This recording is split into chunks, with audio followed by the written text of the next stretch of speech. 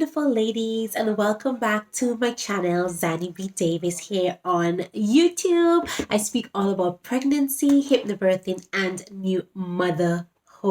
All right, every single week I explore a new topic. Those of you who follow me on Instagram and Facebook, come on over. You can hear about my weekly tips and tricks and information that I share. But of course, I have this channel here that I do the exact same thing, but even more in depth. So today I want to speak about how to not feel overwhelmed as a first time mom. I know it's like, is that even possible, right? When you're becoming a mother, I said to somebody, it's the biggest journey any woman can ever take.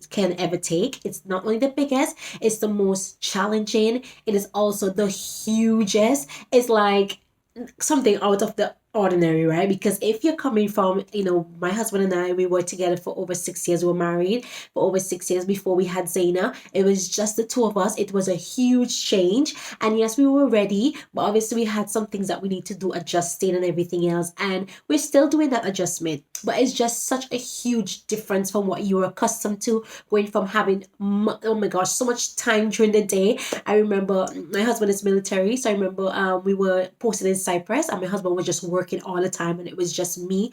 And I was working a full-time job, but during that time, like, we would work like from 7 until like 1 in the afternoon, and all afternoon, all evening, and half to myself. Oh my gosh, time was just like endless. I was like doing all sorts of stuff. I was sewing, I was making my own toothpaste. Oh my goodness, I was doing so much. And now I'm a mom. I'm just like, oh my days. I remember the days when I had so much leisurely time. Now this morning I literally fell asleep because I was so tired. Saying I was playing, I literally fell asleep, and she's there going eyes and nose, waking me up, and I was just like, this is mom's life for you, okay? And I wouldn't trade it for the world, because I knew I had that amazing time before.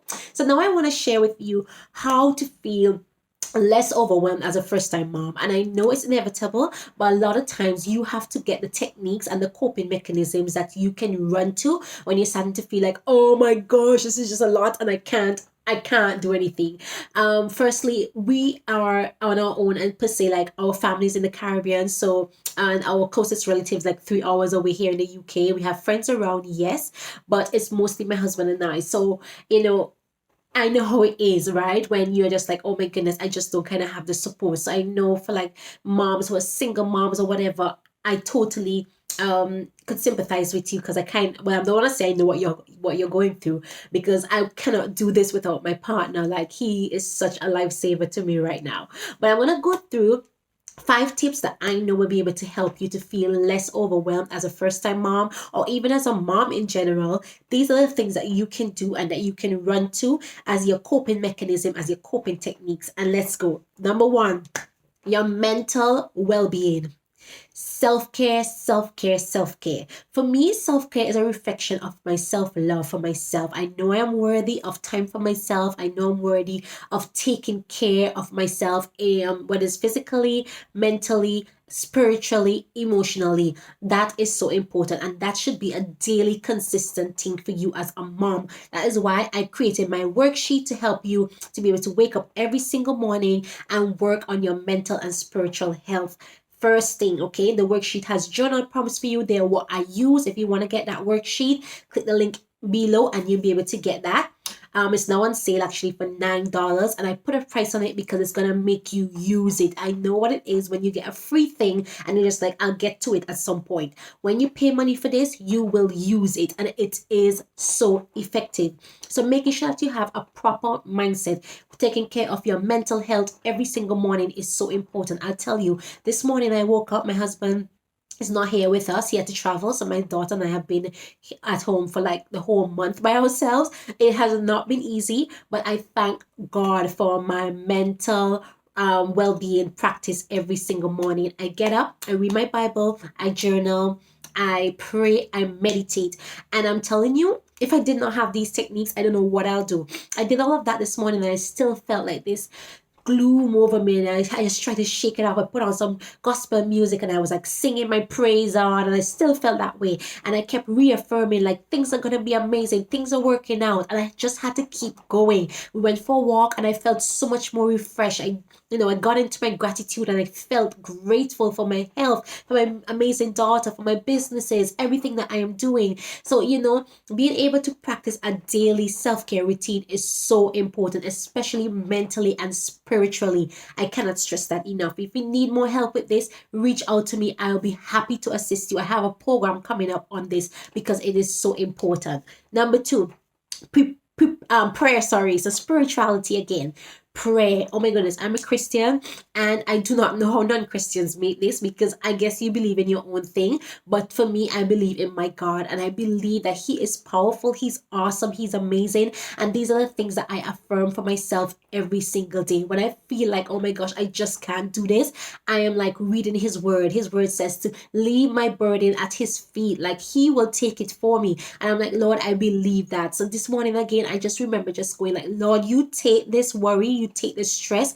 I cannot deal with it anymore. You just take it over. Take the wheel, Jesus. All right. And He literally does. And I think sometimes when we say this, we still hold on. But when we say it, we have to literally just leave it and just move on. And I did that today. And I'm telling you, this is why I can jump on and do this YouTube video today, because this morning I was not feeling it. I didn't feel like doing anything. I came back after a walk. Zena went for a nap. I did some content that I had for my Instagram live, and then I'm doing this video and I'm going to be going on an Instagram live series in a bit with a fellow coach of mine, and I feel amazing. So this is the thing, prayer works because you believe is the key. Faith is the key. So whatever you believe in, you've got to believe in it enough that you can let it go and know that it is going to be taken care of. Number three, schedule. Have a schedule. I must admit, I did not have a schedule on my phone or calendar for a very long time, but I would always write down a list of the things that I wanted to do throughout the day. But recently, I've started using my phone calendar and actually putting things in. And I've realized that when I do put it in, whether I stick to that time or not, it's always to the back of my head that I have it to get done. So, for example, every single night at 9 p.m., I have a schedule on my calendar saying to read for an hour a night, right? I don't always read for the 9 o'clock, sometimes I read earlier. For today, especially Zayn sleeping, so I took my time to do all of the things, and I did feel a bit down, so I started reading my book. I actually completed the book I was reading this week called The Power of Favor by Joel Osteen. Loved it. I am seriously not even a religious person. I'm a Christian, but sometimes some of these religious books just kind of turn me off, but this one was so good and I had to read it today and I completed it today. So just having that in mind, so I would write down all the things that I need to get done throughout the day onto my scheduler. Just put a random time if you don't have a particular time, but just knowing that it's in the calendar, it is going to get done for me. And I think that's so important. Like, we need to be able to schedule things. So if you are at the point where you need to schedule your self-care, you need to schedule dinner, you need to schedule time with your hobby, do it. Put it in your calendar and put a reminder on it. And even if you can't get to it at that exact time, you know it's in the back of your head that you want to get that done. Even writing a to-do list is so important as a mom, so you won't forget. I've had pregnancy brain and mom brain for the longest time. I keep forgetting. Sometimes I take up my phone and I'm like, I was gonna do something, but I just can't remember what I was gonna do. So first thing in the morning, I will write down all of the things that I need to get done. As I said, I do it in my calendar, or sometimes I just do it on a list. It's completely up to you. But scheduling is so good to helping you feel less overwhelmed, less stressed, because you have a plan of action. You have in mind what you want to get done. And sometimes you could write it down and you could be like, well, I don't need to get this done today. I could do it tomorrow. So for example, I was gonna do this YouTube video tomorrow, but again, Zayn is sleeping, so I'm getting it done today, right? That's the thing. You've got to be able to schedule things out and just be flexible with it, okay? Number 4, who can I get to help me? Very important. I think sometimes as moms, we think that we have to do everything. And that was never me. I tell you the truth, that was never me. That's why I think I have such a huge advantage when it comes to feeling less overwhelmed. I'm often having positive thoughts. I'm a very positive person. I always try to look at the glass is full rather than the glass is full. And so I never like to feel overwhelmed. So whenever I feel overwhelmed, I always evaluate what is it that I do not need to do and somebody else can do for me. For example, if there's a day where I'm just feeling like I have so much to get done for my business, saying it was being like really, tiring, a lot was happening, and I just can't do dinner, I'd ring up my hubby. Sometimes I do that. I'm like, babe, can you just do a takeaway today? I really can't get dinner done today. That's fine. I try not to do that very often. But if you're in a situation where you are working full time, a lot is happening, you cannot do it, do not feel bad if you have to have a takeaway every now and again. Like that is something that you can just give yourself a day off from cooking or something, right? Sometimes, like, I know I've got laundry to do, and we normally would do laundry like once a week or whatever it may be. Sometimes I may have to do it twice a week.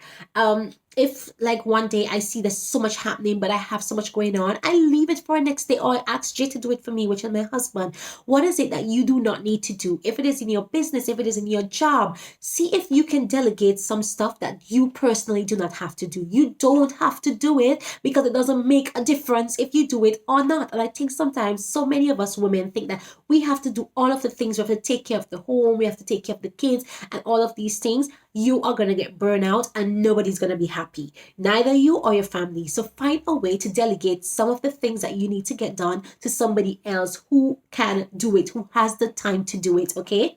And the final one, setting boundaries. We spoke about this in our Instagram live series that we did for all of August, myself and a fellow coach. I think I spoke about it last week in the video. If you've not followed me on Instagram, come and join me at Zanny B Davis. But setting boundaries is so important as a mom, as a first-time mom. You've got to set boundaries with your friends, you have to set boundaries with your family, you have to set boundaries with your time. And for me, I always see time as just being in abundance for me. If I think I'm running late for something, I kind of have that ability because of that mindset that I have had, work on, and personal development work that I've been doing throughout my life, where I could just slow down time. I am not lying.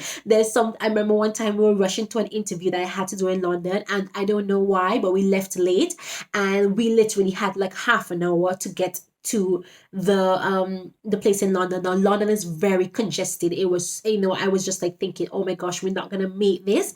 I literally just went into my zone. I just trusted. I was like, Lord, we are gonna make this, and I let it go. And I just remember just saying, Lord, we are gonna make it. I kept praying, we're gonna make it. And without a doubt, we made it.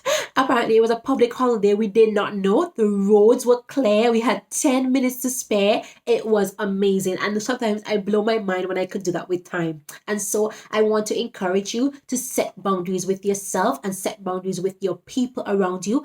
As in, let them know, you know what, once a night or whatever it may be, every single night at this particular hour, I want to have some time for myself. I want to be able to put my foot up, probably have a bath, probably read my book, whatever it may be. If some people, are always asking you for things, now you've got a baby, you got to put your foot down and be like, you know what, I'm not going to be able to do this for you as I used to do it. I'm sorry, but at this time, I just have my hands full. Set some boundaries. Learn to say no. Learn to prioritize yourself, because if you are run down and burned out, overwhelmed, tired, stressed, frustrated, you are no good to yourself or to your family. Definitely not to your baby. All right. So this is what I wanted to share with you. So mamas, if you're feeling overwhelmed right now and you just don't know what to do, you find it very difficult, you're feeling really stressed and overwhelmed, let me know. Send me a message. I would really like to help you. And not only that, I hope that these 5 tips were able to help you to move forward little by little. Remember as well, give yourself grace. Not everything is going to happen overnight, but if you take those steps, especially the journal prompts, oh my goodness, they're so important. Especially if you start with that journaling, probably reading something inspirational, reading your Bible, really believing and activating your faith, you are going to feel so much more happier, so much more calmer, and so much more confident as a first-time mom. All right. So don't forget to like this video, subscribe to my channel if you want to hear more amazing content about pregnancy, hypnobirthing, and new motherhood. There's a bell somewhere here. You can click that so you can get notified when my new videos go live every single week. Share the video, subscribe, like, and of course, share it with other friends. All right. Any other mom that you know would need to hear this message today. All right. Have a wonderful week, and I will see you guys next week right here. Bye.